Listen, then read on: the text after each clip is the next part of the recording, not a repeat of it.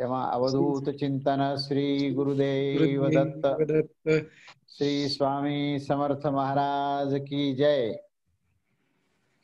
तेव्हा आता अधिक महिना पुरुषोत्तम मास सुरू झालेला आहे आणि आपण आज नवीन उपनिषदाला सुरू करत आहोत.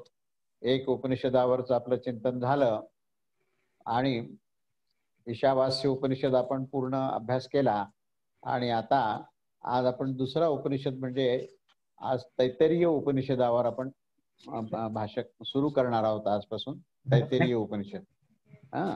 तर तैत्तिरीय उपनिषद जो आहे त्याचं काय पार्श्वभूमी आहे, काय म्हणताय?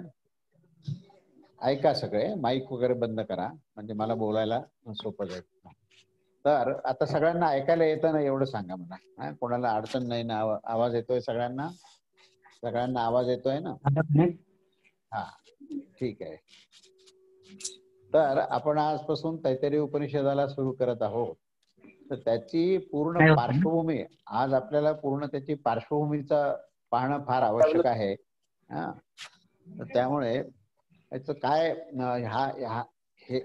हा जो उपनिषदाचा भाग आहे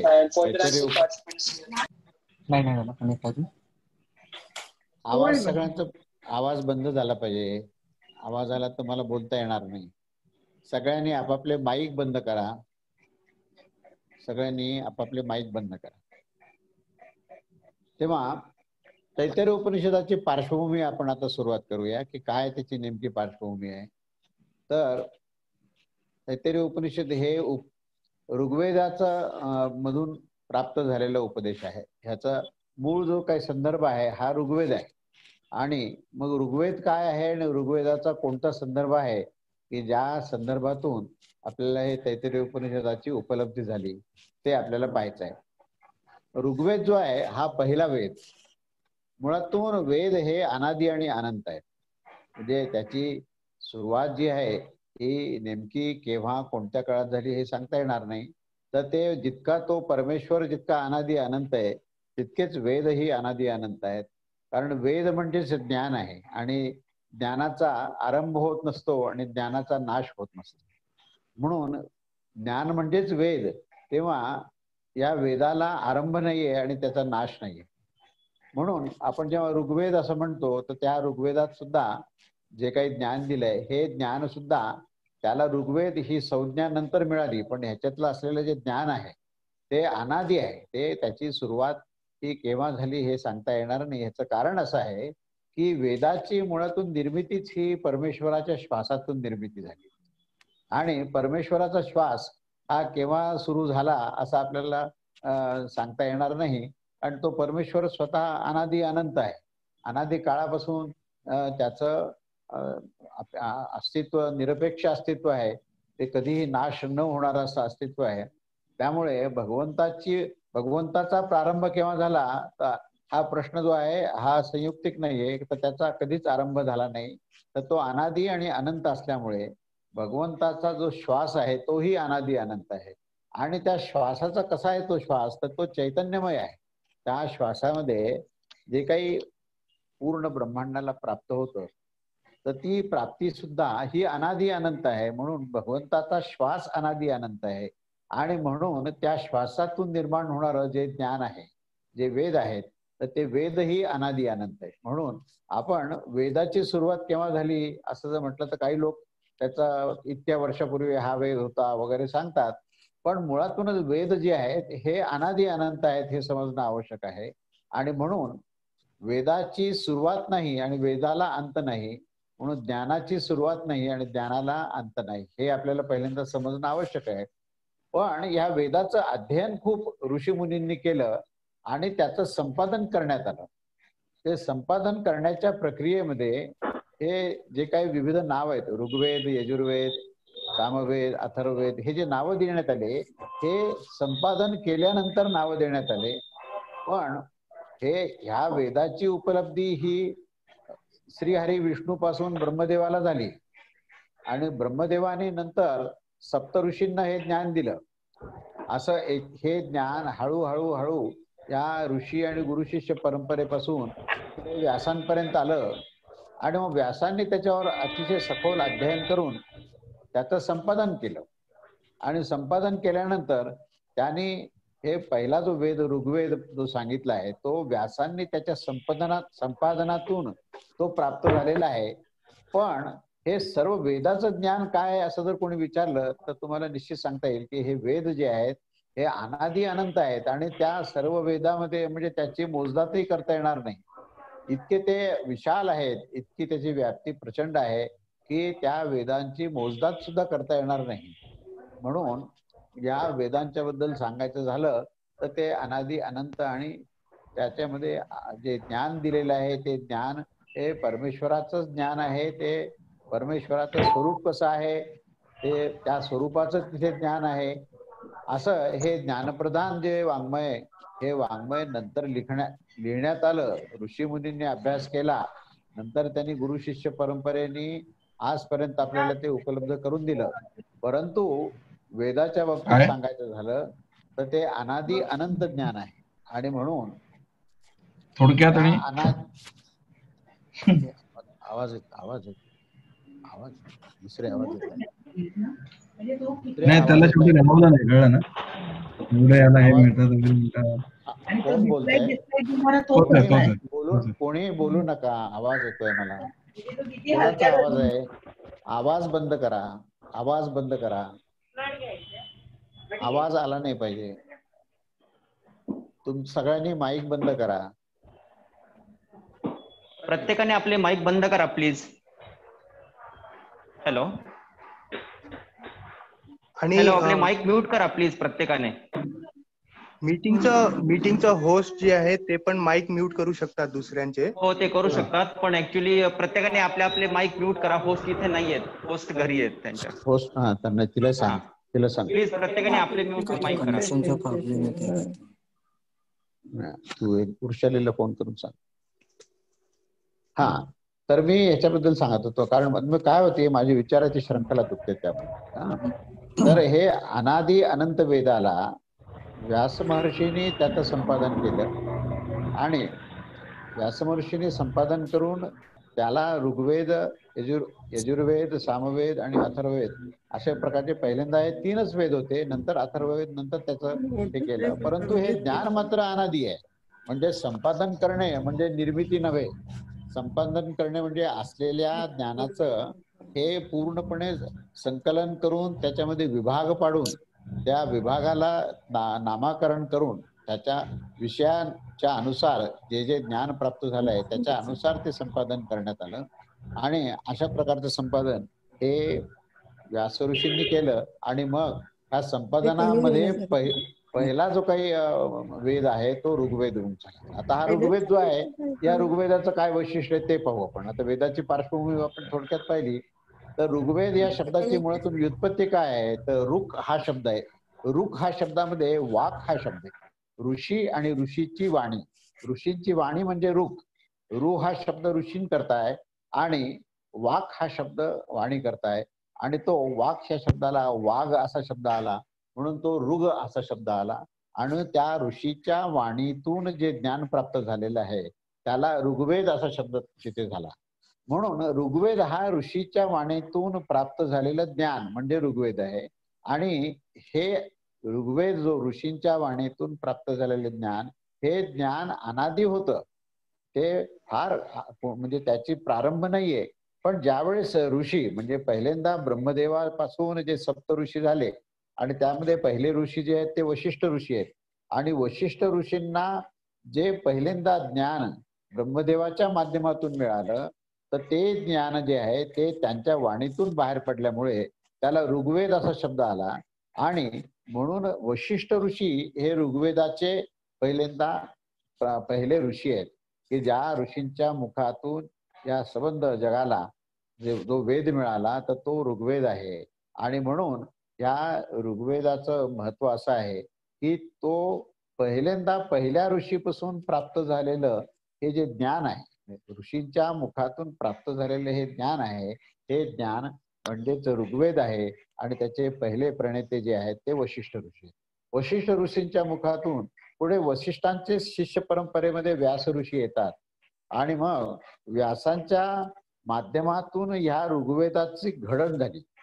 म्हणून व्यासांनी ऋग्वेदाला संपादन करताना त्याला व्यवस्थित त्याचं संपादन केलं आणि त्याची पुन्हा एकदा पुनर्निर्मिती आहे. म्हणजे ज्ञान जरी जुनं असलं तरी पुनर्निर्मिती आहे. अशा रीतीने तो ऋग्वेद जो आहे हा ऋग्वेद ज्ञानाचा मुख्य अधिष्ठान आहे, ज्ञानाचा आविष्कार आहे. इथे ज्ञानाशिवाय दुसरा काही विषय नाहीये. ऋग्वेदाचा विषय जर काय असेल असं कोणी विचारेल तर ते केवळ ज्ञानच आहे. तर हे ज्ञान कसं आहे, तेव्हा ज्ञान हा शब्द वापरला जातो वेद वाङ्मयामध्ये आणि त्याच्यानंतर जे जे काही ऋषींच्या माध्यमातून वाङ्मय निर्माण झालं आणि अगदी अलीकडच्या काळामध्ये जे संतांच्या माध्यमातून जे वाङ्मय निर्माण झालं, या सर्व वाङ्मयामध्ये ज्ञान हा जो शब्द आलेला आहे तर तो ज्ञान हा ऋग्वेदातूनच आलेला आहे. आणि त्या ज्ञानाचा विषय जो आहे हा आत्मज्ञानाशी संबंधित आहे. ते ब्रह्मज्ञान किंवा आत्मज्ञानाशी संबंधितच ते ज्ञान हा विषय. ज्ञान म्हणजे केवळ माहिती नव्हे, आत्मतत्वाबद्दलचं जे विवेचन आहे त्यालाच ज्ञान हा शब्द वापरला. आणि त्या ठिकाणी हे आत्मज्ञान जे आहे हे आत्मज्ञान ह्या पहिल्या वेदातून म्हणजे या ऋग्वेदातून आपल्याला प्राप्त झालं. म्हणून ऋग्वेदाचा मुख्य विषय प्रतिपादित विषय काय असेल तर ते ब्रह्मज्ञान किंवा आत्मज्ञान आहे. म्हणून ऋग्वेदाच्या ह्या विषयावर जिथे जिथे भाष्य झालं आणि ज्या ज्या ठिकाणी त्याच्या माध्यमातून इतर वाङ्मय निर्माण झाले तर त्या सर्व वाङ्मयामध्ये प्रामुख्याने जो विषय आहे तर तो आत्मज्ञानाचा विषय आहे. मग हा आत्मज्ञानाचा विषय आज आपण उपनिषदाकडे वळतोय तर हा आत्मज्ञानाचा विषय जो आहे तो हे उपनिषद आपण व्याख्या केली उपनिषदाची की जेव्हा आपण परमेश्वराच्या समीप बसून आपण ज्ञानविज्ञानाची प्राप्ती करतो तर ती प्राप्ती करणे म्हणजे उपनिषद आहे. उपनिषदाची व्याख्या ही मुळातूनच अशी आहे की परमेश्वराच्या जवळ बसणे, परमेश्वराच्या समीप तुमचं अधिष्ठान किंवा तुम्ही त्यांना उपलब्ध होणे आणि त्यांच्या माध्यमातून तुम्ही जे ज्ञान प्राप्त करता तर त्या ज्ञानातूनच पुढे ज्ञान आणि विज्ञानाची प्राप्ती होते. तर त्याला उपनिषद असं म्हणतात. आता हे ऋग्वेदातलं उपनिषद आहे. म्हणजे ऋग्वेदामध्ये सुद्धा प्रत्येक वेदाचे 2 भाग आहेत, ब्राह्मण आणि अरण्यक. तर ब्राह्मण हा जो विभाग आहे तो या ठिकाणी कार्यवाही करता म्हणजे प्रत्यक्ष कर्म करण्याकरता असलेले ब्राह्मण आहेत.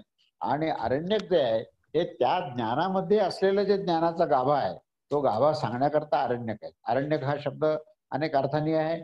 अरण्यक म्हणजे अरण्यात बसून ऋषींनी जी ध्यानधारणा केली आणि त्या ध्यानधारणेमध्ये त्यांना जे वेदाचं ज्ञान प्राप्त झालं आणि ते त्यांच्या मुखातून बाहेर आलं, ते मुखातून जे बाहेर अपौरुषीय अवस्थेमध्ये जे बाहेर आलं अरण्यात बसून केलेल्या ध्यानधारणेमध्ये साधनेतून, तर त्या बाहेर निघालेल्या ज्ञानाला अरण्यक असं म्हटलं. म्हणजे तिथे अरण्याचा संबंध आहे. दुसरा अर्थ असा आहे अरण्याचा की अरण्य ही एक वृत्ती आहे. म्हणजे तुम्ही सगळ्या प्रपंचापासून अनासक्त ज्यावेळेस होता तेव्हा अरण्याची स्थिती म्हणजे तुमची एकांताची स्थिती प्राप्त होते. अशा एकांतामध्ये ध्यानधारणा केल्यानंतर जे मुखातून जे तुमच्या ज्ञान निघतं अपौरुषीय अवस्थेमध्ये तर त्यालाही आपल्याला अरण्यक म्हणता येईल.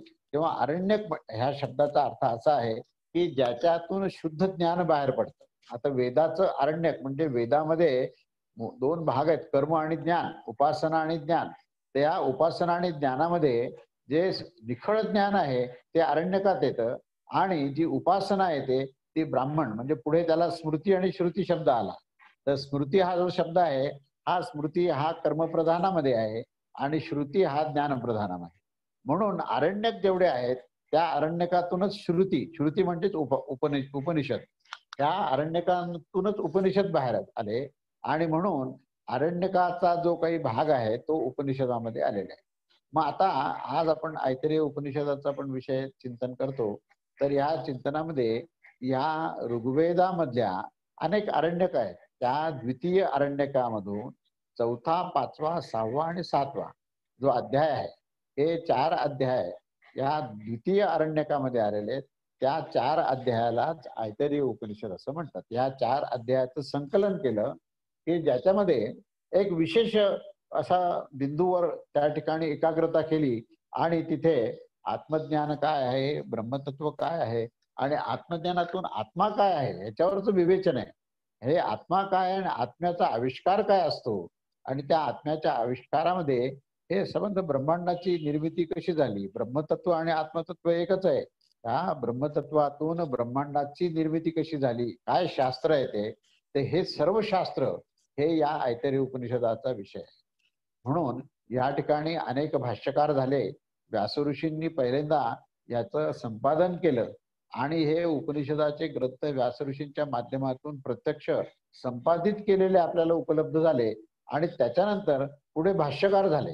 ह्या भाष्यकारांचं आपण चिंतन केलं तर मुख्य शंकराचार्यांचं भाष्य हे जास्त प्रमाणबद्ध असं मानलेलं जातं, प्रमाण त्याला गृहीत धरलं जातं आणि त्याच्यानंतरही अनेक द्वैत अद्वैत आणि अनेक विचार त्याच्यावर भाष्य केलं आणि म्हणून त्या भाष्यकारांनी याच्यावर काय काय भाष्य केलं याचंही पूर्ण संकलन केलं असता आपल्याला असं लक्षात येईल की अनेक विचार आहेत, अनेक प्रकारचे त्याच्यावर चिंतन केलेलं आहे. तर त्याच्यामध्ये आपण शंकराचार्यांचं काय चिंतन आहे याचा आपण थोडासा विचार केला तर आपल्याला लक्षात येईल की शंकराचार्यांचा संपूर्ण जो भर आहे तो आत्मज्ञान आणि ब्रह्मज्ञानाशिवाय दुसरा काही नाही. आणि शंकराचार्यांचं म्हणणं असं आहे की जर खरोखर मोक्ष प्राप्ती करायची असेल तर आत्मज्ञानाशिवाय पर्याय नाही. हे सांगत असताना शंकराचार्य दुसरी बाजू सांगतात की कर्मकांड केल्याने तुम्हाला स्वर्गप्राप्ती होईल, यज्ञयाग केल्याने स्वर्गप्राप्ती होईल, पण तुम्हाला ब्रह्मतत्व किंवा आत्मज्ञान प्राप्त होणं कदापि शक्य नाही. म्हणून त्यांनी कर्मकांडाला आजचा निराश केलाय, कर्मकांडाच्या विरोधात भूमिका घेतली आहे आणि केवळ आत्मज्ञान प्राप्त झालं तरच तुम्हाला मुक्ती मिळेल, साऱ्या बंधनापासून तुम्ही मुक्त व्हाल, असं त्यांची भूमिका आहे. आणि असा जो संपूर्ण कर्मकांडाचा त्याग ज्यांनी केलाय त्याला त्यांनी संन्यासी म्हटले. म्हणून संन्यास्यांनाच हे उपनिषद अभ्यास करण्याकरता त्यांचीच योग्यता आहे. आणि इतर जे संसारात ग्रस्त झालेले, संसारात आसक्त झालेले आहेत त्यांना हे आत्मज्ञान किंवा ब्रह्मज्ञान हे प्राप्त करणं हे अत्यंत दुर्लभ आणि कठीण आहे, असं त्यांची भूमिका आहे. आता ह्याच्यावर आपण काय भूमिका घ्यायची हा मुद्दा आहे. कारण आपली सुद्धा आता तुम्ही सर्व जे श्रवण करत आहात, मी जे चिंतन करून सांगतोय, तर आपण सगळे जवळपास गृहस्थाश्रमी आहोत आणि आपल्यापैकी कोणीही काषाय वस्त्र धारण करून संन्यास घेतलेला नाहीये. तेव्हा आपण याचे अधिकारी आहोत का नाही, आणि जर नसले तर का नाहीये, आणि असण्याकरता आपल्याला काय करायचं हा विचार आपल्याला पहिल्यांदा करणं आवश्यक आहे. कारण जोपर्यंत ह्याचे अधिकारी आपण होणार नाही तोपर्यंत त्याचं विवेचन आणि त्याचं श्रवण हे करण्याचं हे प्रयोजन राहणार नाही. म्हणून ह्याच्याबद्दल ज्यावेळेस चिंतन केलं तेव्हा असं लक्षात आलं की जसं शंकराचार्यांनी एक त्यांच्या भूमिकेतून ही जी भूमिका मांडली आणि हे मांडत असताना त्यांनी भर दिला की ज्ञानाशिवाय पर्याय नाहीये, आत्मज्ञान झाल्याशिवाय तुम्हाला मुक्ती नाहीये, आणि जोपर्यंत तुम्ही ग्रहस्थाश्रमामध्ये आहात तोपर्यंत तुम्हाला आत्मज्ञान प्राप्त होणं अत्यंत दुर्लभ आहे. हे सांगत असताना आम्ही भगवान श्रीकृष्णाकडे वळालो आणि भगवान श्रीकृष्ण काय म्हणतात, कारण त्यांचं जे मत आहे ना ते आपल्याकरता अंतिम आहे. भगवान श्रीकृष्ण त्याच्याच मुखातून ही भगवद्गीता आणि अनेक प्रकारचं ज्ञान बाहेर आलं आणि त्यांच्या श्वासातून वेद बाहेर आले.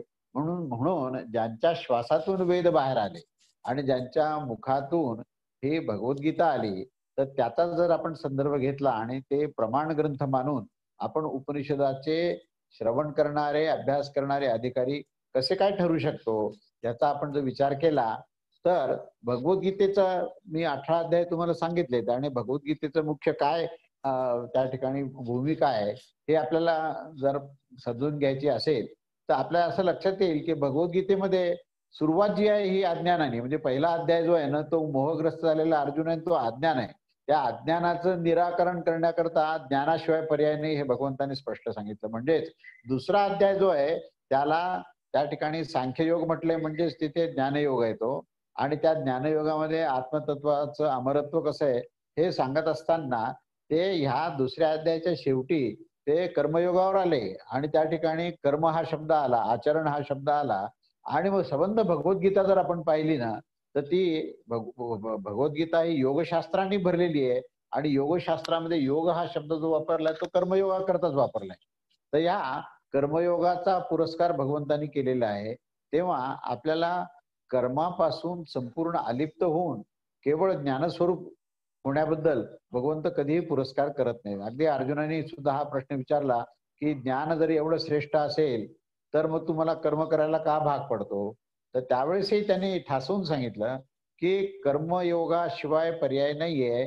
कर्मयोग हीच अंतिम गोष्ट आहे आणि त्या कर्मयोगामध्येच तुम्हाला ज्ञानाचं प्रदर्शन, ज्ञानाचा आविष्कार करावा लागेल. त्या कर्मयोगातच तुम्हाला भक्तीचा आविष्कार करावा लागेल. तेव्हा तिथला जो काही मूळ जे सूत्र आहे भगवद्गीतेचं, ते मूळ सूत्र जे आहे हे आचरणशास्त्र आहे भगवद्गीता म्हणजे. आणि आचरणामध्ये ज्ञानही येतं आणि भक्ती येते. आता हे चिंतन मी मुद्दाम तुम्हाला का सांगतोय की बरेच लोक शंकराचार्यांचं भाष्य वाचतील आणि शंकराचार्यांची भूमिका सुद्धा ही परिपूर्ण आहे, पण तरीही पण ती परिपूर्ण जरी असली तरी ती एकांगाने जर विचार केली तर कधी कधी त्यामध्ये गोंधळ होऊ शकतो. जेव्हा जेव्हा शंकराचार्य ज्ञानाचा पुरस्कार करतात तेव्हा तेव्हा ते कर्माचा निराश करतात म्हणजे काय हे पहिल्यांदा कळायला पाहिजे. कर्माचा निराश करतात म्हणजे तुम्ही कामनायुक्त कर्म जर करत असाल तर त्याचा निषेध आहे.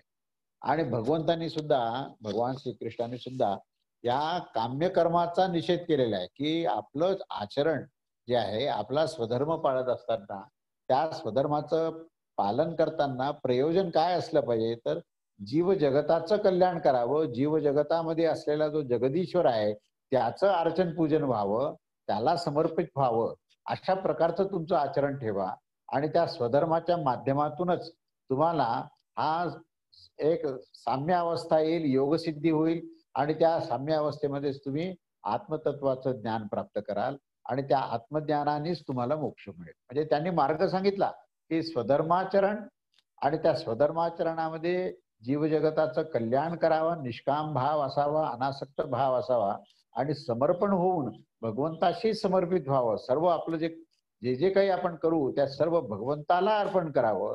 आणि ते करत असताना, स्वधर्माचं अवलंबन करत असताना आपली सहज अवस्था येईल आणि त्या सहज अवस्थेमध्ये आपण त्या स्वरूपाशी एकरूप होऊ आणि मग आपल्याला आत्मज्ञान प्राप्त होईल आणि त्या आत्मज्ञानाचाच आविष्कार पुन्हा एकदा आचरणात येईल. आणि कर्म आणि ज्ञान ह्या दोघांचाही समन्वय हा भगवंतांनी सांगितला आहे. तेव्हा त्याने जो कर्माचा पुरस्कार केलाय आणि शंकराचार्याने जो कर्माचा जो निषेध केलाय तर त्या दोन्हीमध्ये फरक नाहीये. म्हणजे कोणी एकमेकाच्या विरुद्ध बोललेलं नाहीये, फक्त त्याचा सखोल अर्थ कळायला पाहिजे की जेव्हा शंकराचार्य कर्माचा निषेध करतात तेव्हा काम्य कर्माचा निषेध करतात आणि भगवंत ज्यावेळेस कर्मयोगाचा पुरस्कार करतात तेव्हा निष्काम कर्माचा पुरस्कार करतात.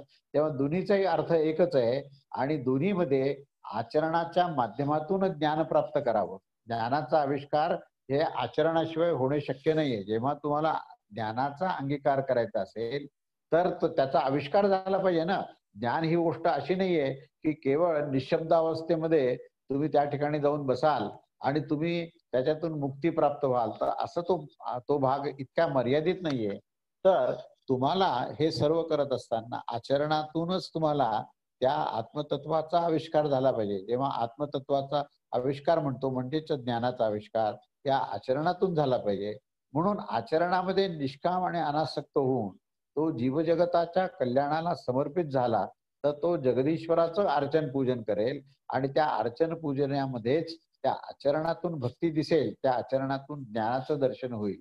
म्हणून ज्या आचरणातून ज्ञान आणि भक्तीचं दर्शन होतं ते जे आचरण आहे त्यालाच कर्मयोग म्हटलेलं आहे. आणि त्या कर्मयोगातूनच तुम्हाला आत्मज्ञान प्राप्त होईल, त्या कर्मयोगातूनच तुम्हाला भगवत भाव प्राप्त होईल आणि आत्मज्ञान आत्मभावातून तुम्ही भगवत भावामध्ये जाल आणि भगवंताची भक्ती प्राप्त होईल आणि मग मोक्ष जो आहे तो अत्यंत सहजतेने तुम्हाला प्राप्त झालेला असेल, त्याची इच्छाही करायची गरज नाही. असा हा सिद्धांत भगवद्गीतेमध्ये मानलेला आहे. म्हणून आता आपण उपनिषदाचा आता अभ्यास करताना, आता तैत्तिरीय उपनिषदामध्ये आपल्याला प्रवेश करायचा आहे, तेव्हा हे प्रवेश करताना आपली काय भूमिका असावी, कशा प्रकारची धारणा असावी, आपली संवेदना काय असावी हे आपल्याला समजणं अत्यंत महत्वाचं आहे.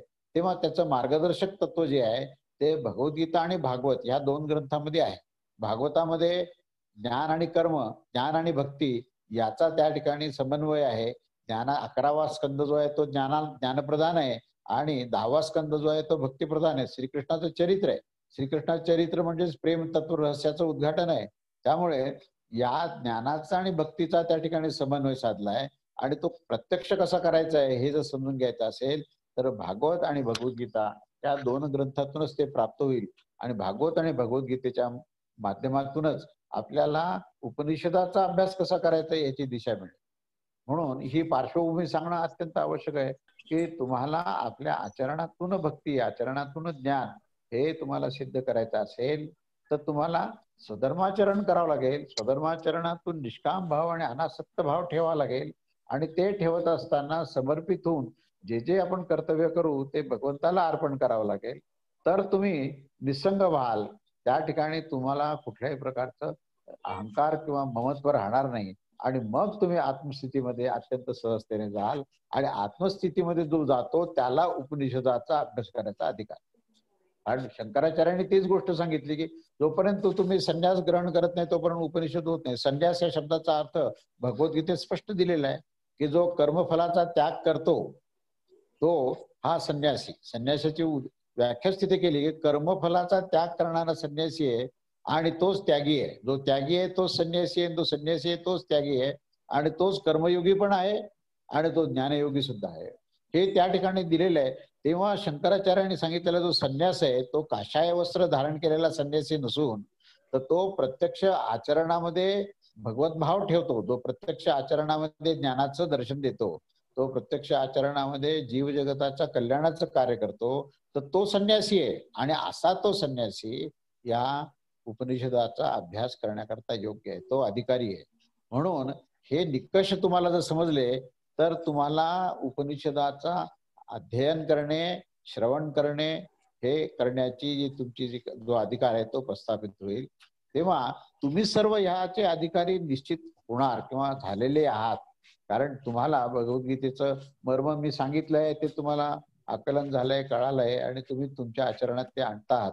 म्हणून तुम्ही ह्या सर्व कर्म जे आहेत हे भगवत अर्पण भावाने तुम्ही करता.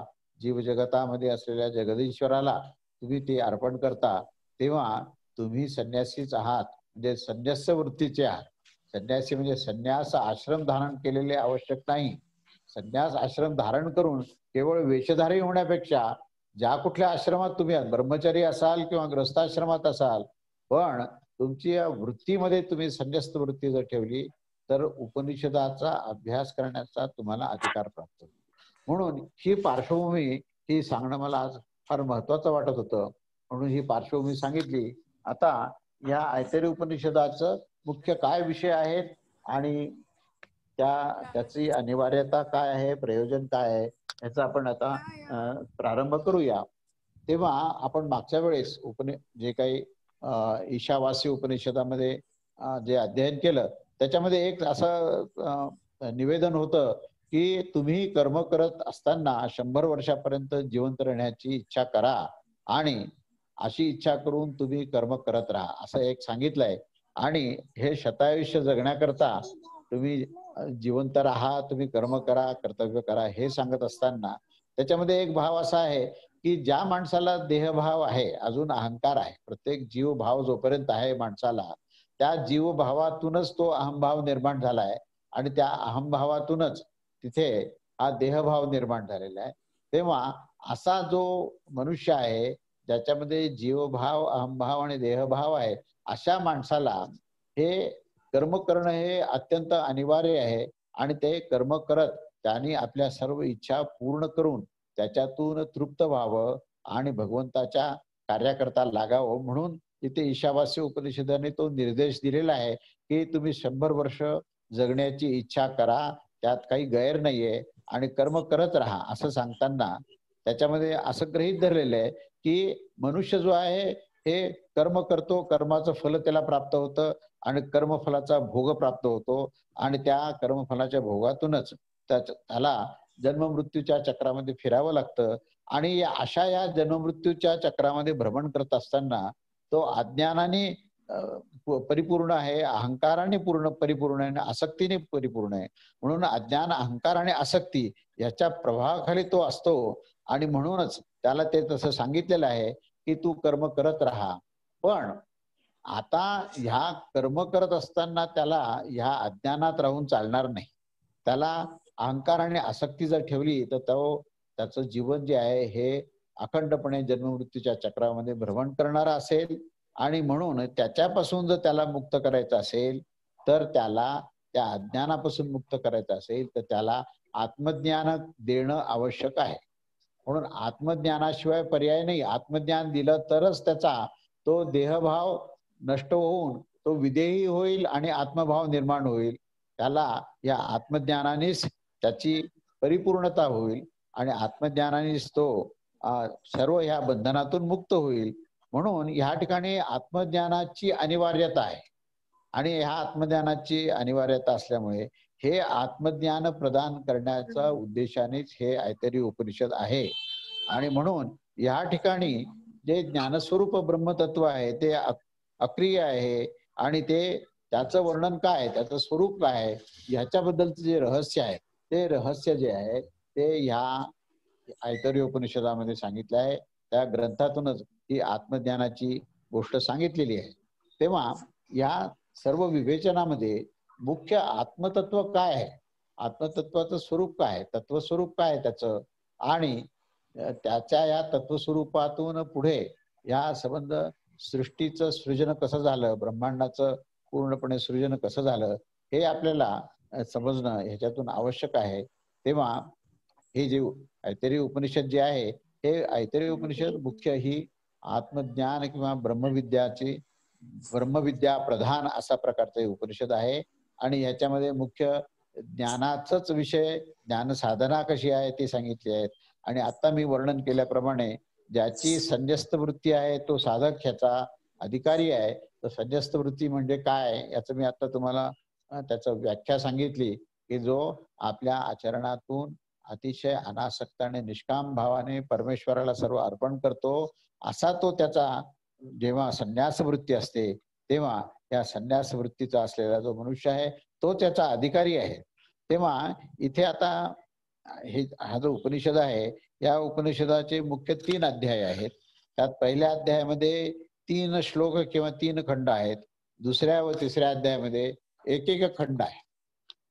तेव्हा प्रथम अध्यायाचा जो विषय आहे तो विषय कसा आहे, काय त्याच्यामध्ये सांगितलंय तर त्याचा संक्षिप्त सांगून विस्तार नंतर करेन. की प्रथम अध्यायामध्ये सृष्टीच्या आरंभापूर्वी केवळ एकच आत्मतत्व होतं आणि या आत्मतत्वाच्या अतिरिक्त अन्य काहीही नव्हतं. आता ऋग्वेदामध्ये दशममंडल जे आहे त्या दशममंडलामध्ये नासदीय सूक्त दिलेले आहे. त्याच्यामध्ये हे वर्णन विस्ताराने केलंय. नासदीय सूक्तामध्ये पूर्वी काहीही नव्हतं, काळ नव्हता, उत्पत्ती स्थिती लय नव्हता, सृष्टी नव्हती, प्रकृती नव्हती, तर पूर्वी फक्त एकमेव अद्वितीय आत्मतत्व परब्रह्म परमेश्वर तत्वच होतं, दुसरं काहीही नव्हतं. ह्याचं वर्णन तिथे केलंय. प्रकाशही नव्हता, अंधकारही नव्हता. म्हणजे त्या ठिकाणी तुम्ही दशममंडल जर ऋग्वेदाचं वाचलं तर तुमच्या लक्षात येईल की केवढं या ऋषींनी चिंतन केलेलं आहे की ही सृष्टी कशी निर्माण झाली एवढंच सांगितलं नाही तर ही सृष्टी निर्माण होण्यापूर्वी काय स्थिती होती याचंही वर्णन आहे. आणि त्या वर्णनाचं जो भाग आहे तो त्या नासदीय सूक्तामध्ये आहे.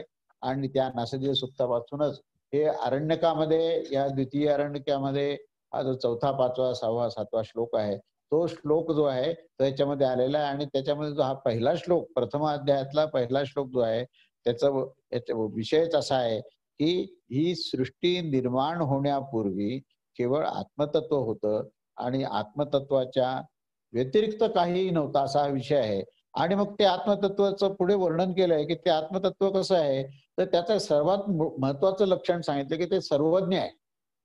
त्याच्यामध्ये त्याला ज्ञानाने परिपूर्ण आहे आणि ते सर्व प्रकारचं ज्ञान ज्याच्यामध्ये आहे ते आत्मतत्व आहे. ते ज्ञानस्वरूपच आहे. त्याला ज्ञानी म्हणता येणार नाही तर तो ज्ञानाने ओतप्रोत आहे असा ते आत्मतत्व जे आहे त्या ज्ञानाच्या कारणाने त्याच्यामध्ये चिंतन करण्याची प्रक्रिया आहे. सर्वज्ञ असल्यामुळे तो चिंतन करतो. तो चिंतनामध्ये तो स्वतःच चिंतन आहे कारण इतर काही गोष्टीच नाही आहेत. तेव्हा तो स्वतःच चिंतन करतो आणि त्या चिंतनामध्ये त्याचे कळत नकळतपणे काही संकल्प होतात आणि संकल्पामध्ये तो लोकांची रचना कशी करावी असा त्याचा संकल्प होतो. जे 3 लोक जे आहेत म्हणजे या ठिकाणी त्या 3 लोकांचं वर्णन केलं की अंभ, मरीची आणि मर.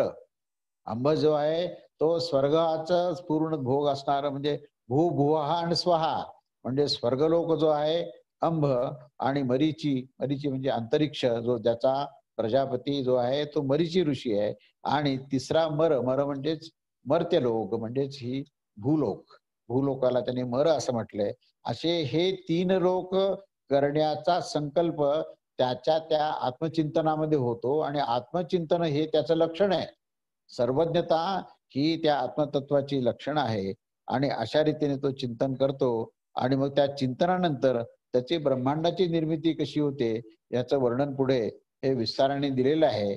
आणि मग त्या देवदेवता काय आहेत, त्या इंद्रियाच्या अधिष्ठानाला असलेल्या देवदेवतांची स्थापना कशी होते, विराट पुरुष कसा निर्माण होतो, आणि त्या विराट पुरुषाच्या विविध अवयवामध्ये आणि त्यांच्या सूक्ष्म देहामध्ये विविध इंद्रियाच्या अधिष्ठानामध्ये देवदेवता कशा आहेत, त्या देवदेवतांमध्येच क्षुधा तृषा ही कशी त्या ठिकाणी निर्माण होते, आणि त्या क्षुधा तृषा निर्माण झाल्यानंतर त्यांच्या त्या इच्छा परिपूर्ण करण्याकरता मग ही क्रिया प्रारंभ होते, आणि या क्रियेमध्येच ही ब्रह्मांडाची सगळी ही प्रक्रिया सुरू होते.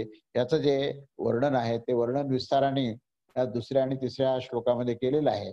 तेव्हा असा हा तो अध्याय आहे, ज्या अध्यायामध्ये मुळातूनच ही आत्मतत्वाची संकल्पना आहे. या आत्मतत्वाच्या संकल्पनेमध्येच त्या ठिकाणी पहिला श्लोक असा आहे की ओम आत्मा वा इदमेक एवाग्र असित नान्यत किंचित मिशत सईक्षत लोकानुसृजा इति.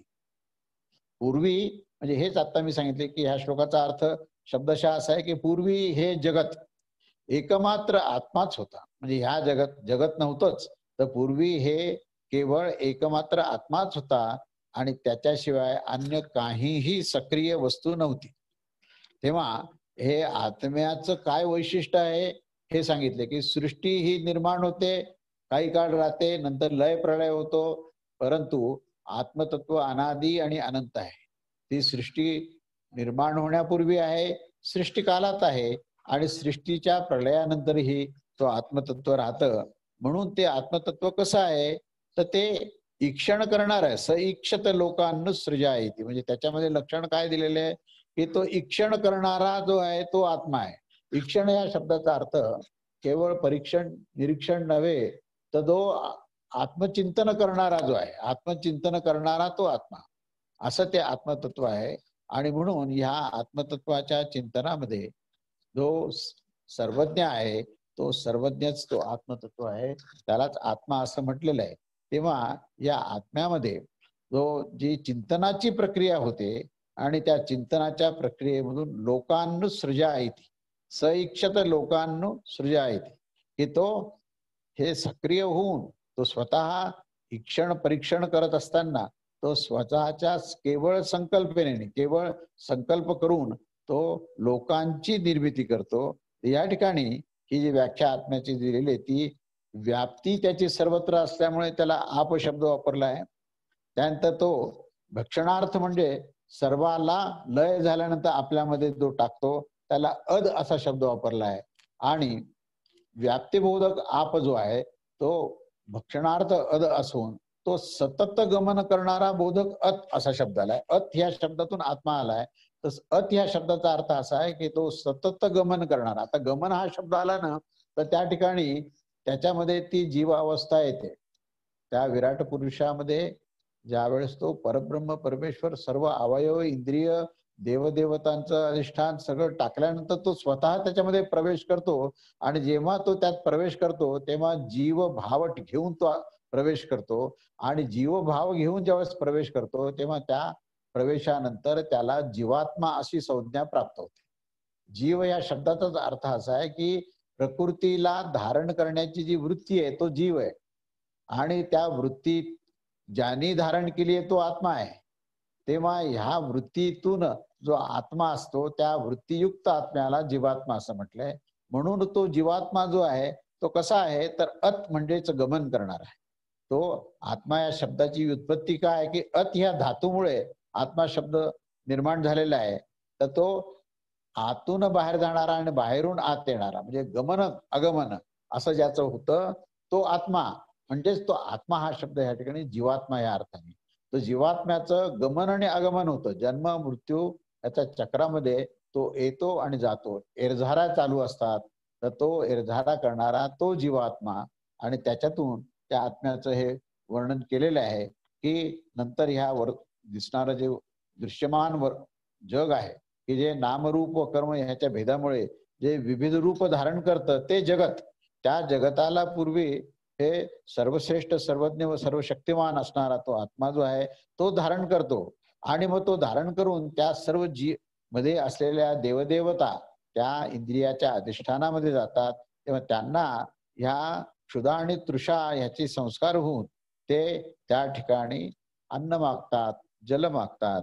आणि हे सगळं घेत असताना त्या देवदेवतांमध्ये असलेली जी वृत्ती प्रवृत्ती आहे ती त्या परमेश्वराने सिद्ध केली. आणि मग तो नित्य शुद्ध बुद्ध असलेला आणि मुक्त असलेला जो लक्षण असलेला अजन्मा अमर अजर अमर अमृत तत्व अभय तत्व अद्वैत रूप तत्व जो तो आत्माच आहे. पण त्या आत्म्याने त्या सर्वाला धारण केल्यामुळे या सर्व देवदेवतेंना आणि सर्व जगताला धारण केल्यामुळे तो जीवात्मा हा क्षुधा तृषा ह्याच्यानी भरून तो जन्ममृत्यूच्या चक्रात हे भ्रमण करण्याकरता तो सिद्ध होतो. पण तरीही पण तत्वतः मूलतः तो आत्मा जो आहे हा ह्याच्या त्या आत्म्यामध्ये स्वरूपता आणि तत्वता कधीही परिवर्तन नाही. जरी बाह्यदर्शी जीवात्मा म्हणून जरी तो क्षुधा तृषाने व्यक्त असलेला जरी असला तरीच तत्वतः तो अखंड आहे, सर्वव्याप्त आहे. आणि तो पूर्वी होता म्हणून अशी शंका घ्यायची गरज नाही की तो आता नाहीये. कारण पहिलं वाक्य काय दिलंय की सृष्टी निर्माण करण्यापूर्वी आत्मा एकच होता. आता होता हा शब्द झाला ना, त्यामुळे तो वर्तमान काळी नाही का, तर तो आहे, तो विद्यमान अखंड आहे, वर्तमान काळात आहे, भविष्य काळात राहणार आहे, कारण तो स्वतः काळातीत आहे. पण ज्यावेळेस तो ह्या प्रकृतीला धारण करतो तेव्हा त्या काळापुरता त्याला जीवात्मा असा शब्द वापरला जातो. आणि म्हणून तो नामरूपाच्या भेदामध्ये तो येतो आणि म्हणून तो जीवात्मा असतो. पण तरीही तो स्वरूपतः आणि तत्वतः आत्मा जो आहे तो जसाच्या तसा असतो, त्याच्यामध्ये कुठल्याही प्रकारची क्षती होत नाही. म्हणून या आत्मतत्वाचं वर्णन करताना या उपनिषदामध्ये असं म्हटलं आहे की तो त्या विराट पुरुषाला निर्माण करतो आणि त्यात प्रवेश करतो. आणि विराट पुरुषामध्ये मन बुद्धी चित्त अहंकार पंच ज्ञानेंद्रिय पंच कर्मेंद्रिय हे सर्व निर्माण करून त्याच्या अधिष्ठानाला सर्व देवता निर्माण करतो, त्रैलोक्याची निर्मिती करतो. आणि या त्रैलोक्यामध्ये तो मध्ये स्वतः जाऊन बसतो. आणि तो मध्ये ज्या वेळेस जाऊन बसतो तेव्हा तो जीवात्म्याचं रूप धारण करतो. आणि मग त्याला जणू काही तो प्रकृतीचाच एक भाग आहे अशा प्रकारे तो भासवतो. म्हणून 7व्या अध्यायामध्ये पराप्रकृती आणि अपराप्रकृती असं म्हणत असताना पराप्रकृती जी आहे तोच जीवात्मा आहे. म्हणजे जीवात्मा हा चैतन्य आहे म्हणून त्याला चैतन्य प्रकृती म्हटली, म्हणजे चैतन्याने प्रकृतीला धारण केलेलं आहे. पण म्हणून चैतन्य तत्वतः कुठेही भेद नाहीये. तर अशा प्रकारे त्या जीवात्म्याने प्रकृतीला धारण केलेलं आहे. पण या प्रकृतीमध्ये हे बाकी सर्व गोष्टी येतील. मग पंच ज्ञानेंद्रिय पंच कर्मेंद्रिय मनबुद्धी चित्त अहंकार आणि हा अन्नमय कोश जो आहे तोही या प्रकृतीचा भाग असेल, तो या विराट पुरुषाचं ही अभिव्यक्ती असेल. पण या सर्वांमध्ये तो अनादि अनंत आत्मा जो आहे तो अखंड आहे. त्याची ही प्रतीती आपल्याला प्राप्त झाली पाहिजे. ज्याप्रमाणे काही दृष्टांत दिले की ज्याप्रमाणे जलामध्ये जे बुडबुडे निर्माण होतात त्यावेळेस ते किंवा समुद्राच्या पाण्यामध्ये लाटा निर्माण होतात तेव्हा त्या प्रचंड लाटांना आपण पाहतो त्यावेळेस क्षणभर आपण विसरतो की हा समुद्र आहे का, तर ह्या लाटाच आहेत असं आपण म्हणतो. पण ते बुडबुडे किंवा त्या लाटा जे आहेत त्याच्याही मध्ये जलाशिवाय दुसरं काही नाहीये. आणि त्या लाटा शांत झाल्यानंतर सुद्धा जलाशिवाय दुसरं काही नाही, जलातूनच लाटा निर्माण झाल्या आणि त्या लाटा जलामध्येच विलीन झाल्या. तसं हे आत्मतत्व आहे. ही आत्मतत्व जे आहे हे आधीही होतं, सृष्टी निर्माण झाल्यानंतरही राहणार आहे आणि सृष्टीचा प्रलय झाल्यानंतरही राहणार आहे. म्हणून आत्मतत्वतः तो तिन्ही स्थितीमध्ये आहे. ती उत्पत्ती स्थिती आणि लय या तिन्ही स्थितीमध्ये, आणि उत्पत्ती पूर्व आहे, लय पश्चातही आहे. म्हणून तो मुळातून आहे.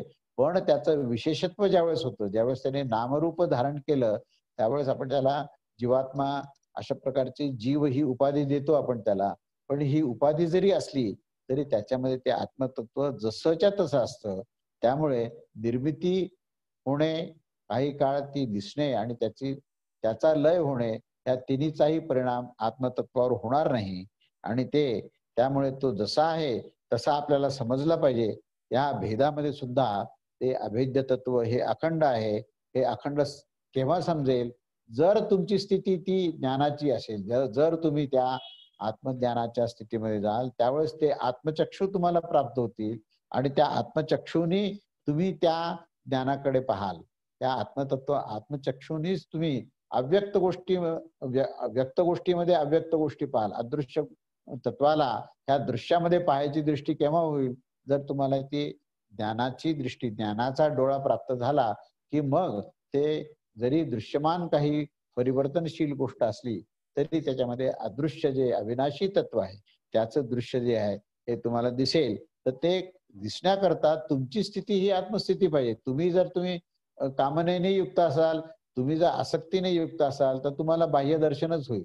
पण तुम्ही आत्मस्थितीमध्ये जाल, आत्मभावात जाल, तर दृश्यमान प्रकृती जरी असली तरी प्रकृतीच्या अधिष्ठानाला असणारा तो जो आत्मा आहे, तो आत्मा तुम्हाला आत्म्यानेच आत्म्याला पाहता येतं, आत्मचक्षुनीच आत्मतत्वाला पाहता येतं. अशा प्रकारचा हा सिद्धांत सांगून आत्मतत्वाचं इथे सुरुवात केलेली आहे. आत्मतत्वाचं वर्णन केलेलं आहे. आणि या पहिल्या श्लोकानंतर पुढचे जे श्लोक आहेत, ह्या आत्मतत्वातूनच, या ब्रह्मतत्वातूनच ब्रह्मांडाची निर्मिती कशी झाली. ब्रह्मसूत्राचा विषय सुद्धा तोच आहे की ब्रह्मांड जे आहे हे ब्रह्मतत्वाच्या पेक्षा वेगळं नाहीये. ते ब्रह्मतत्वातूनच तो आविष्कार झालाय आणि आविष्कार झाल्यानंतर त्यात ब्रह्मतत्व ओतप्रोत आहे. अधिष्ठान आणि आविष्कारामध्ये केवळ ब्रह्मतत्व आहे, पण दिसायला मात्र तुम्हाला भिन्न भिन्न दिसेल, पण असायला मात्र तो ब्रह्मतत्वच आहे. अशा प्रकारची भूमिका आणि अशा प्रकारचं ज्ञान हे तुम्हाला त्या आत्मज्ञानातून कसं प्राप्त होतं, आत्मतत्व काय हे एकदा कळालं की मग ह्या संबंध ब्रह्मांडामध्ये ते आत्मतत्व किंवा ते ब्रह्मतत्व कसं आहे हे समजायला ही मदत होते. अशा प्रकारचं विवेचन हे आज आपण पाहिलं आणि आज आपण इथे थांबूया. आणि आता हा ऐतरेय उपनिषदाचा जो पुढचा भाग आहे की ह्या ब्रह्मतत्वातून ब्रह्मांड कसं निर्माण झालं आणि मग ह्या ब्रह्मांडाचंही वर्णन असेल तर ते आपण पुढच्या रविवारी बघूया. अवधूत चिंतन श्री गुरुदेव दत्त. श्री स्वामी समर्थ महाराज की जय.